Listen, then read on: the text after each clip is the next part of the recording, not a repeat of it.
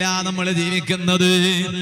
വാ തുറന്നാല് തെറ്റ്, കണ്ണു തുറന്നാല് തെറ്റ്, കയ്യങ്ങ് നിവർത്തി വെച്ചാല് തെറ്റ്, ചെരുപ്പിട്ടിട്ട് നടന്നാല് തെറ്റ്, ഒറ്റക്കിരുന്ന് ചിന്തിക്കുമ്പോ തെറ്റ്. വലിയ പരീക്ഷണത്തിന്റെ ലോകത്തല്ലേ നമ്മൾ ജീവിക്കുന്നത്. ഓ സുഹൃത്തുക്കളെ, ഏത് തെറ്റ് ചെയ്യുന്ന സമയത്ത് ഖൽബിലൊരു ചിന്ത വേണം. ഒരു ചെറുപ്പക്കാരൻ ഏറ്റവും കൂടുതൽ തെറ്റിൽ പെട്ടുപോകുന്നത് ഒരു പെണ്ണിനെ കൊണ്ടാണ്. അല്ലാഹു തആല നന്നാക്കി തരട്ടെ. ഇല്ലേ ഇല്ലേ, ഞാൻ പറഞ്ഞത് സത്യമല്ലേ? ഒരു ചെറുപ്പക്കാരൻ ഏറ്റവും കൂടുതൽ തെറ്റിൽ അകപ്പെട്ടു പോകുന്നത് സുബ്ഹാന ജല്ല ജലാലുഹു ഒരു പെണ്ണിനെ കൊണ്ടാണ്. ഒരു പെണ്ണിനെ കൊണ്ടാണ് തെറ്റിൽ അകപ്പെട്ടു പോകുന്നത്. അതുകൊണ്ട് തന്നെ പണ്ഡിതന്മാർ പറഞ്ഞു, നീ ഒരു സിംഹത്തിന്റെ പിന്നിൽ വേണമെങ്കിൽ നടന്നോ, പെണ്ണിന്റെ പിന്നിൽ നടക്കണ്ട. എന്താ കാരണം? സിംഹത്തിന്റെ പിന്നിൽ നടന്നാല് ചിലപ്പോ സിംഹം നിന്നെ കൊന്നുകളയും, തിന്നുകളയും. അതുകൊണ്ട് ചിലപ്പോ നീ മോമിനായി മരിക്കാൻ സാധ്യതയുണ്ട്. നിന്റെ ഈമാൻ നഷ്ടപ്പെട്ടു പോകാൻ വേറൊന്നും സംഭവിച്ചിട്ടില്ലെങ്കിൽ സിംഹം തിന്നാലെന്താ? സിംഹന്റെ ബാറ്റിന്റെ ഉള്ളിൽ ഒരു മോമിനായ മനുഷ്യൻ കടന്നു എന്നല്ലാതെ വേറെന്ത് വരാനാ? അതേ സമയത്ത് ഒരു പെണ്ണിന്റെ പിന്നിൽ നീ പോയാൽ ചിലപ്പോൾ നിന്റെ ഈമാൻ തന്നെ നഷ്ടപ്പെട്ടു പോകാൻ സാധ്യതയുണ്ട്. അതുകൊണ്ട് സിംഹത്തിന്റെ പിന്നിൽ പോയാലും സാരമില്ല, പെണ്ണിന്റെ പിന്നിൽ പോകാൻ പാടില്ല. അതുകൊണ്ടല്ലേ നിങ്ങൾ നോക്ക്, ഏത് തെറ്റ് ചെയ്യുന്ന സമയത്ത് ഖൽബിൽ അല്ലാഹുവിന്റെ ചിന്ത വേണം. അതുകൊണ്ടല്ലേ ബഹുമാനപ്പെട്ട ഉബൈദ് ഇബ്നു ഉമൈർ റളിയല്ലാഹു അൻഹു, അതാ മഹാനവരുകളെ കാലത്തൊരു പെണ്ണുണ്ടായിരുന്നു. ആ പെണ്ണ് കാണാൻ നല്ല സുന്ദരിയായ പെണ്ണാണ്. ഓ സഹോദരി, റബ്ബ് തന്ന സൗന്ദര്യം മറ്റുള്ള അന്യ പുരുഷന്മാർക്ക് മുന്നിൽ പ്രദർശിപ്പിക്കാനുള്ളതല്ല. അല്ലാഹ് തന്ന സൗന്ദര്യം മറക്കാനുള്ളതാണ്. പർദ ധരിച്ച് നടക്കുമ്പോ സരളികട്ടയിൽ എന്റെ സംസാരം കേൾക്കുന്ന ഉമ്മ പെങ്ങന്മാരോട് പറയട്ടെ, പൂർണ്ണമായും ഹിജാബോടെ അതാ അങ്ങാടിയിൽ പോകുന്ന ഒരു പെണ്ണ്, ഇതുപോലെ തന്നെ പൂർണ്ണമായും ഒരു പർദ ധരിച്ച് വീട്ടിൽ നിന്നിറങ്ങുന്ന ഒരു പെണ്ണ്, ആ പെണ്ണിന്റെ മുഖം ഒരു അന്യ പുരുഷന് നോക്കൂല. ഒരു അന്യ പുരുഷനും നോക്കാൻ അവസരമുണ്ടാക്കൂല. പക്ഷേ നീ അതാ അങ്ങാടിയിൽ കാണുന്നു, ഉപ്പിനങ്ങാടി അങ്ങാടിയിൽ വേറെ ഒരു പെണ്ണിനെ നീ കാണാണ്. അവള് മുഖം തുറന്നു വെച്ചിരിക്കുകയാണ്. അതെ, അവള് പേരിന് മാത്രം ഒരു ഹിജാബ് ഇട്ടിരിക്കുകയാണ്. അവൾ പൂർണ്ണമായും ശരീരം മറച്ചവളല്ലോ. എന്നാൽ പെണ്ണേ, അത് കണ്ടിട്ട് ഞാനും ഒന്ന് മുഖം തുറന്നു വെച്ച് നടന്നാൽ എന്ത്? ഒരിക്കലും ചിന്തിച്ചുകൂടാ. എന്തേ കാരണം? നിനക്ക് അല്ലാഹു തആല ഭാഗ്യം തന്നു പൂർണ്ണമായ ഹിജാബോടെ നടക്കാൻ. പർദ പൂർണ്ണമായും ധരിച്ച് നടന്ന പെണ്ണിലേക്ക് ഒരു അന്യ ചെറുപ്പക്കാരന് കണ്ണു തുറന്നു നോക്കൂലോ. അതാ ഈ അടുത്ത് ഞാൻ ഒന്ന് വായിച്ചു. എന്റെ വാല കേൾക്കുന്ന ഉമ്മമാരെ മനസ്സിലാക്കാൻ വേണ്ടി ഞാൻ പറയുകയാണ്, സഹോദരിമാരെ മനസ്സിലാക്കാൻ വേണ്ടി ഞാൻ പറയുകയാ. നീ ഏത് ഡിഗ്രി കോളേജിൽ പഠിക്കാൻ പോവുകയാണെങ്കിലും പർദ മാറ്റിവെച്ച് പോകാൻ വകുപ്പില്ലോ. അത് നീ ഭൗതികമായ ഏത് പഠനം പഠിക്കാൻ പോവുകയാണെങ്കിലും നിന്റെ കോളേജിന്റെ ഉള്ളിൽ പർദ ധരിക്കാൻ കോളേജുകാര് സമ്മതിക്കുന്നില്ല എങ്കിൽ റബ്ബ് നിന്റെ മുന്നിൽ വരച്ച് കാണിച്ച നിയമം എന്താണെന്നറിയോ? ആ കോളേജിലുള്ള നിന്റെ പഠിത്തം അവസാനിപ്പിക്കണമെന്നല്ലാതെ അതിന്റെ പേരിൽ പർദ ഊരിയിട്ട് ബാഗിലെടുത്ത് വെച്ച് കോളേജിന്റെ അകത്തേക്ക് കടന്നു ചെല്ലോ ഒരു മുസ്ലിമത്തായ പെണ്ണിനും അല്ലാഹ് സമ്മതം കൊടുത്തിട്ടില്ലോ, ഇസ്ലാം അനുവദിച്ചിട്ടില്ലോ. നിന്റെ ഖൽബിൽ ഈ ചിന്ത വേണം. ഞാനിപ്പോ ഈ അടുത്തൊരു ഒന്ന് വായിച്ചു. എത്ര സിനിമ നടിമാരാണ്, എത്ര സിനിമ നടിമാരെ പുകഴ്ത്തുന്നല്ലോ. സിനിമ നടിമാര് നല്ലവരാണെന്ന് പറയല്ലോ. സിനിമയിലെ ഹീറോയിനുമാർ നല്ലവരാണെന്ന് പറയല്ലോ. അതേ സമയത്ത് ആ സിനിമ നടിമാരോട് ഇന്റർവ്യൂ നടത്തുകയാണ്. ആ ഇന്റർവ്യൂവിൽ ചോദ്യം ഞാനൊന്ന് വായിച്ചതട്ടോ. എന്താ ചോദ്യം എന്നറിയോ? അതാ ഇന്ന് അറിയപ്പെട്ട പല സിനിമാ നടിമാരും പല സ്ഥലങ്ങളിലും അവർ ചെല്ലുമ്പോൾ മുസ്ലിം സ്ത്രീകൾ ധരിച്ച പർദ്ദ ധരിച്ചിട്ടാ പോകുന്നത്. എന്തേ? ഈ സിനിമാ നടിമാര് മുസ്ലിമാത്തുകളായ പെൺകുട്ടികളായതുകൊണ്ടല്ല. അവരോട് ഇന്റർവ്യൂവിൽ ഒരു ചോദ്യമാണ്, നിങ്ങൾ മുസ്ലിം സ്ത്രീകളല്ലാഞ്ഞിട്ടു എന്തേ നിങ്ങൾ ഇന്ന സ്ഥലത്തേക്ക് പോകുമ്പോ നിങ്ങൾ എന്തേ പർദ്ദ ധരിച്ചിട്ട് പോയത്? അപ്പൊ ഈ സിനിമാ നടിമാര് പ്രതികരിക്കുകയാണ്. ആ ഇന്റർവ്യൂവിൽ അവർ കൊടുക്കുന്ന മറുപടി എന്താണെന്നറിയോ? അതാ ഞങ്ങൾ പർദ്ദ ധരിച്ചിട്ട് പോയ ഒരൊറ്റ സ്ഥലത്തു ഒരാളും കണ്ണു തുറന്ന് ഞങ്ങളിലേക്ക് നോക്കിയിട്ടില്ലോ. അതല്ലേ സത്യം? അതല്ലേ സത്യം? ഇന്ന് പിന്നെ ധരിക്കണ പർദ്ദൊക്കെ പലരും നോക്കട്ടെ എന്ന് കരുതിയിട്ടാ ഇന്നത്തെ പർദ്ദ ധരിക്കണേ. സർലികട്ടിലെ ഉമ്മപ്പെങ്ങന്മാരെ കുറിച്ചല്ലോ ഞാൻ പറയുന്നത്. അവർക്ക് നല്ലവരാ. അള്ളാഹു തആല അവരുടെ ബർക്കത്തുകൊണ്ട് ഞങ്ങളെ നന്നാക്കി തരട്ടെ. നിങ്ങൾ എന്താ ആമീൻ പറയാത്തെ? ഹണേ പറ, നമുക്ക് കൊന്തുണ്ട് ഉസ്താദ് ഉണ്ടാ. അള്ളാഹു തആല അവരുടെ ബർക്കത്തുകൊണ്ട് നമ്മളെ നന്നാക്കി തരട്ടെ. ഞാൻ പറഞ്ഞു വന്നത് ഇവിടുത്തെ ഉമ്മപ്പെങ്ങന്മാരെ കുറിച്ച് ഞാൻ പറയല്ല. പക്ഷെ സിനിമാ നടിമാര് പോലും ചില സ്ഥലങ്ങളിൽ പോകുമ്പോ പൂർണ്ണമായും പർദ്ദ ധരിച്ചിട്ടാ പോണം. അതിന് ഇന്റർവ്യൂവിൽ അവരോട് ചോദ്യം ചോദിക്കുമ്പോൾ അവരെ മറുപടി എന്താണെന്നറിയോ? നമ്മൾ പൂർണ്ണമായും പർദ്ദ ധരിച്ചിട്ട് പോയ ഒറ്റ സ്ഥലത്തും ഒരാണ് ഞങ്ങളിലേക്ക് കണ്ണു തുറന്നിട്ട് നോക്കിയിട്ടില്ല. അതാണ് ഇസ്ലാം. അതാണ് ഇസ്ലാം ആവിഷ്കരിച്ച പർദ്ദ. അത് ഒരൊറ്റ മുസ്ലിം ഉമ്മയുടെയും സ്വാതന്ത്ര്യം നിഷേധിക്കലല്ല. ഒരൊറ്റ മുസ്ലിം സഹോദരിയുടെ സ്വാതന്ത്ര്യം നിഷേധിക്കലല്ലോ. ഇരിക്കട്ടെ, ഞാൻ പറഞ്ഞ വിഷയം മറക്കരുത്. ഞാൻ അതിലേക്ക് വരികയാണ്. ഞാൻ പറഞ്ഞു വന്നത് ഉബൈദ് ഇബ്നു ഉമൈർ റളിയല്ലാഹു അൻഹുവിന്റെ കാലത്ത് ജീവിച്ചിരുന്നൊരു പെണ്ണ്, കാണാൻ നല്ല സുന്ദരിയായ പെണ്ണാണ്. ഒരിക്കൽ ഈ പെണ്ണ് എന്ത് ചെയ്യുന്നറിയോ? തന്റെ ഭർത്താവിന്റെ മുന്നിൽ വന്നിട്ട് ചോദിച്ചു, എന്റെ സൗന്ദര്യം കണ്ടിട്ട് ചതിയിൽ പെട്ടുപോകാത്ത ഏതെങ്കിലും ഒരു ചെറുപ്പക്കാരനെ ഈ നാട്ടിലുണ്ട്, നിങ്ങൾക്ക് അഭിപ്രായം ഉണ്ടോ എന്ന് ചോദിച്ചു. വല്ലാത്തൊരു ചോദ്യല്ലേ? എന്റെ സൗന്ദര്യം കണ്ടിട്ട് എന്റെ ചതിയിൽ പെട്ടുപോകാത്ത ഏതെങ്കിലും ഒരു ചെറുപ്പക്കാരനെ ഈ നാട്ടിലുണ്ട് എന്ന് നിങ്ങൾക്ക് അഭിപ്രായം ഉണ്ടോ? വല്ലാത്തൊരു ചോദ്യ. അപ്പോ ഭർത്താവ് പറഞ്ഞു, മറ്റുള്ളവരെ കുറിച്ചൊന്നും എനിക്ക് പറയാൻ ഉറപ്പില്ല, പക്ഷേ എനിക്ക് പറയാൻ ഉറപ്പുള്ള ഒരു ചെറുപ്പക്കാരനുണ്ട്. ആ ചെറുപ്പക്കാരൻ നിന്റെ സൗന്ദര്യത്തിലേക്ക് നോക്കിയാലൊന്നും പെട്ടുപോകൂല. അതാരാ? അപ്പൊ പറഞ്ഞു, ഉബൈദ് ഇബ്നു ഉമൈർ റളിയല്ലാഹു വലിയ മഹാന. സുബ്ഹാന ജല്ല ജലാൽ. ഒരു ചെറുപ്പക്കാരനെ വിളിച്ചു ചോദിക്കുക, ഉസ്താദേ, എനിക്കൊരു പെണ്ണിനോട് വല്ലാത്ത സ്നേഹമുണ്ട്. ഇന്നാ ലില്ലാഹി വ ഇന്നാ ഇലൈഹി റാജിഊൻ. എന്നിട്ട് ഞാൻ പറഞ്ഞു ഇവനോട്, അങ്ങനെ സ്നേഹിക്കാൻ പാടില്ലല്ലോ. പെണ്ണിനെ സ്നേഹിക്കുന്നത് കല്യാണം കഴിഞ്ഞിട്ടാ, കല്യാണത്തിന് മുമ്പ് ഒരു സ്നേഹമല്ല. പെണ്ണിനെ സ്നേഹിക്കണമെന്നുണ്ടെങ്കിൽ കല്യാണം കഴിഞ്ഞിട്ടാ സ്നേഹം, കല്യാണത്തിന് മുമ്പ് ഒരു സ്നേഹമില്ല. അത് അള്ളാഹ് അനുവദിച്ചിട്ടില്ല.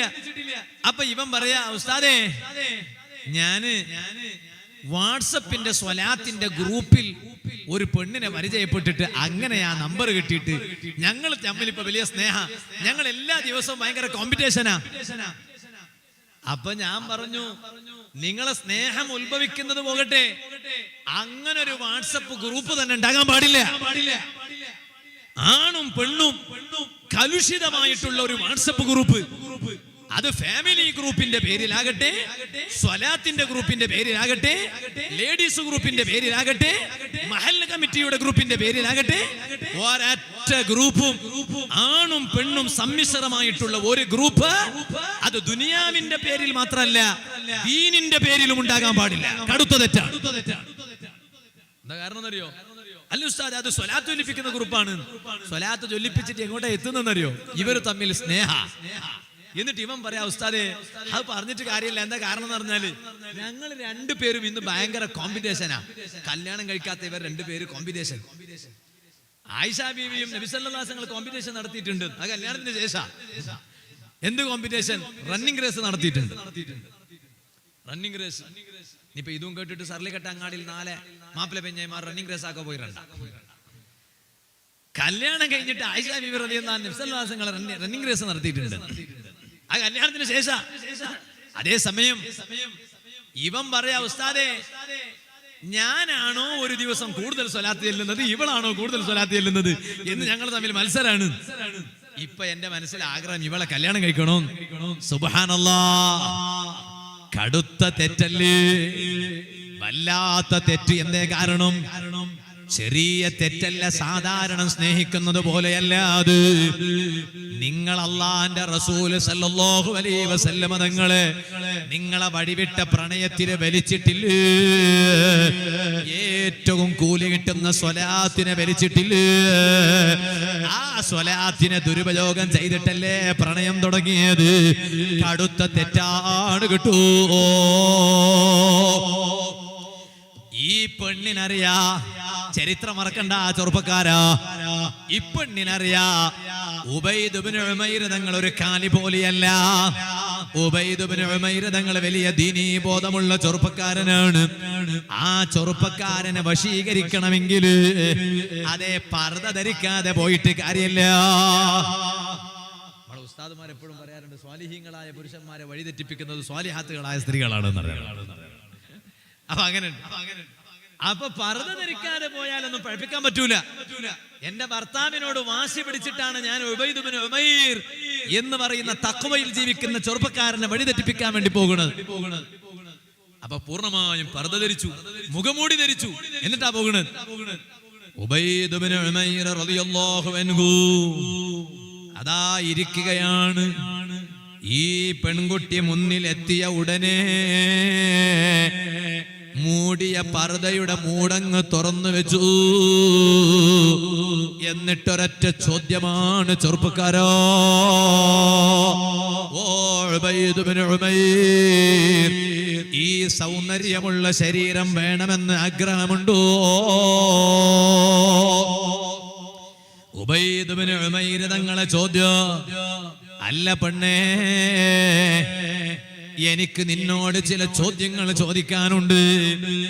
ആ ചോദ്യങ്ങളാണ് ഏത് സമയത്തും തെറ്റിൽ പെട്ടുപോകാൻ സാധ്യതയുള്ള സമയത്ത് മുസ്ലിം ചെറുപ്പക്കാരുടെയും സഹോദരിമാരുടെയും കൽബിൽ കയറി വരേണ്ട ചോദ്യം. ഉബൈദ് ഇബ്നു ഉമൈർ റളിയല്ലാഹു അൻഹു ഈ പെണ്ണിനോട് പറയാണ്, അതാ നിന്നെ വേണോ വേണ്ടേ എന്ന് നമുക്ക് പിന്നെ നോക്കാം. എനിക്ക് നിന്നോട് ചോദിക്കാൻ ചില ചോദ്യമുണ്ട്. ആ ചോദ്യത്തിന് മറുപടി കിട്ടിയോ പിന്നെ നിന്നെ വേണോ വേണ്ടേ എന്ന് ഞാൻ തീരുമാനിക്കുകയാണ്. ഒന്നാമത്തെ ചോദ്യം എന്താണെന്നറിയോ?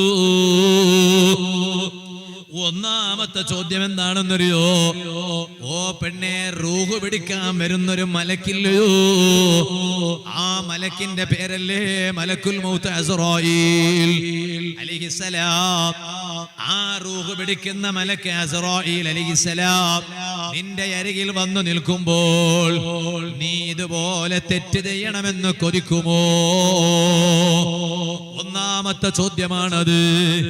റൂഹ് പിടിക്കുന്ന മലക്ക് അസ്റായീൽ അലൈഹിസ്സലാം നിന്റെ മുന്നിൽ വന്നു നിൽക്കുമ്പോ ഇതുപോലെ തെറ്റ് ചെയ്യണമെന്ന് ആഗ്രഹിക്കുമോ? ആ പെണ്ണിന്റെ മറുപടി ഇല്ല. എന്നാൽ രണ്ടാമത്തൊരു ചോദ്യം ചോദിക്കട്ടെ. അതാ നീ മരിച്ചു കഴിഞ്ഞാൽ നിന്റെ മയ്യിത്ത് കൊണ്ടുപോയി ഖബറിൽ മറവ് ചെയ്യാനുണ്ട്. ആ ഖബറിൽ കൊണ്ടുപോയി മറവ് ചെയ്തു.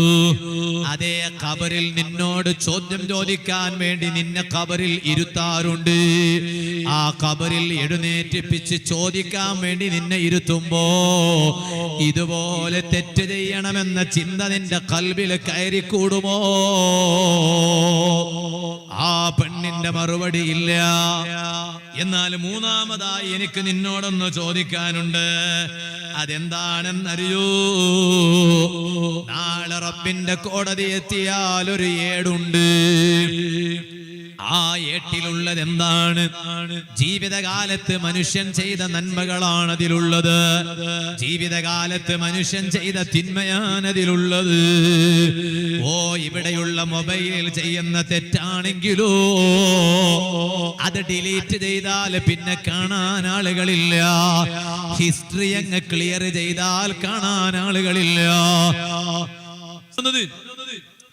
നമ്മൾ യൂട്യൂബിൽ അള്ള പൊരുത്തപ്പെടാത്ത ഒരു വീഡിയോ കാണാൻ വേണ്ടി നമ്മൾ യൂട്യൂബിൽ അങ്ങ് ടൈപ്പ് ചെയ്ത് കൊടുത്തു. എന്നാൽ എന്റെ മൊബൈൽ എന്റെ ജ്യേഷ്ഠൻ കയ്യിലെടുത്താൽ എന്റെ ജ്യേഷ്ഠൻ ഞാൻ എന്താണ് യൂട്യൂബിൽ നോക്കിയത് എന്ന് മനസ്സിലാക്കാൻ പാടില്ല എന്ന് കരുതിയിട്ട് നമുക്ക് ഹിസ്റ്ററി അങ്ങ് ഡിലീറ്റ് ചെയ്ത് വെക്കാം, ക്ലിയർ ചെയ്യാം.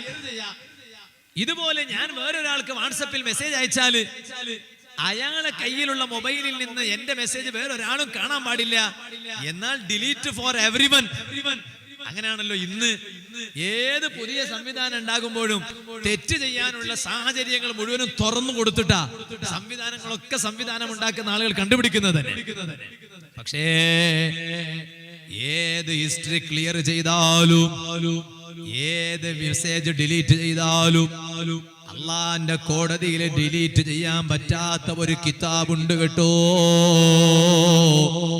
ചെയ്ത നന്മകൾ മുഴുവനും കിതാബിൽ റെക്കോർഡ് ചെയ്യപ്പെട്ടു പോയി, തിന്മകൾ മുഴുവനും ക്രോഡീകരിക്കപ്പെട്ടു പോയി. ആ കിതാബിലേക്കൊന്ന് നോക്കിയിട്ട് റബ്ബിന്റെ കോടതിയിലെ ജനങ്ങൾ അവിടുന്ന് പറയും, ഖുർആൻ പറഞ്ഞില്ലേ, മാലി ഹാദൽ കിതാബി ലാ യുഗാദിറു സ്വഗീറതൻ വലാ കബീറതൻ ഇല്ലാ അഹ്സാഹാ. ആരും കാണാതെ ഞാൻ ചെയ്ത ചെറുതും വലുതുമായ എല്ലാ പാപങ്ങളും ഈ കിതാബിലുണ്ടല്ലോ. ഇത് വല്ലാത്ത കിതാബാണല്ലോ, ജമാഅത്ത് കമ്മിറ്റിയുടെ അടിച്ചർ കിതാബല്ലോ, അക്കൗണ്ട് ബുക്കല്ലോ, ഒരു തെറ്റും മായ്ച്ച് കളയാൻ പറ്റാത്ത കിതാബാണ്. ഉബൈദ് ഇബ്നു ഉമൈർ റളിയല്ലാഹു അൻഹു ഈ പെൺകുട്ടിയോട് മൂന്നാമതായി ചോദിക്കുകയാണ്, അല്ലയോ പെണ്ണേ, റബ്ബിന്റെ കോടതിയിൽ നിന്റെ കയ്യിലെ കിതാബ് കിട്ടുമ്പോ നിനക്ക് ഈ തെറ്റ് ചെയ്യണമെന്ന് തോന്നുമോ? ആ പെൺകുട്ടി എവിടുന്ന് പറയുകയാണ്, ഇല്ല. എങ്ങനെയാണ് എനിക്ക് ഈ തെറ്റ് ചെയ്യാൻ തോന്നുക? പിന്നെ നാലാമതായ ഉബൈദ് ഇബ്നു ഉമൈർ തങ്ങൾ ഈ പെണ്ണിനോട് ചോദിക്കുകയാണ്, അല്ല പെണ്ണേ, അതാ അള്ളാന്റെ കോടതിയിൽ ഒരു സിറാത്ത് പാലമുണ്ടല്ലോ. ആ സിറാത്ത് പാലം നമ്മുടെ നാട്ടിൽ കാണുന്ന ഏതെങ്കിലും ഒരു ബ്രിഡ്ജ് പോലെയല്ലല്ലോ, വാളിനേക്കാൾ മൂർച്ചയുള്ള പാലമാണല്ലോ. മനുഷ്യ തലയിലുള്ള മുടിയുണ്ടല്ലോ, ആ മുടിയേക്കാളും നേരിയ പാലമാണല്ലോ. ആ സിറാത്ത് പാലത്തിൽ വിട്ടുകിടക്കാനുണ്ടല്ലോ, പാലം വിട്ടുകിടന്ന് അങ്ങോട്ട് എത്തിയാൽ സ്വർഗമാണല്ലോ. അല്ലാതെ കാല് വെഴുതിയിട്ട് താഴോട്ട് വീണാലോ നരകത്തിന്റെ അടിത്തട്ടിലേക്കാണല്ലോ. ഉബൈദ് ഇബ്നു ഉമൈർ തങ്ങൾ ഈ പെണ്ണിനോട് ചോദിക്കുക, അല്ല പെണ്ണേ, നീ സിറാത്ത് പാലത്തിലൂടെ വിട്ടുകിടക്കുമ്പോ നിന്റെ മനസ്സിൽ തെറ്റ് ചെയ്യാൻ തോന്നാറുണ്ടോ? ചങ്കിൽ തറക്കുന്ന ചോദ്യമാണല്ലോ, കൽബിൽ കൊള്ളുന്ന ചോദ്യമാണല്ലോ. ഈ പെണ്ണവിടെന്ന് പറയാല്ല, ഇല്ല. എങ്ങനെയാണ് എനിക്ക് ആ സമയത്ത് തെറ്റ് ചെയ്യാൻ ചിന്ത വരുന്നത്? ഒരിക്കലും എനിക്ക് തെറ്റ് ചെയ്യാൻ എന്റെ കൽബിൽ ചിന്ത വരൂല്ല. ഇനി അടുത്ത അഞ്ചാമത്തെ ചോദ്യമുണ്ട്. മഹാനവരുകൾ ഈ പെണ്ണിനോട് ചോദിക്കുക, അല്ല പെണ്ണേ, റബ്ബിന്റെ കോടതിയിൽ ഒരു തുലാസ് ഉണ്ടല്ലോ, ആ തുലാസിന്റെ അരികിൽ നിന്നെ കൊണ്ടുവരുന്നു. നിന്റെ ജീവിതത്തിൽ നീ ചെയ്ത നന്മകളുണ്ടല്ലോ, ആ തുലാസിന്റെ ഒരു തട്ടിലെടുത്തു വെക്കാറുണ്ടല്ലോ.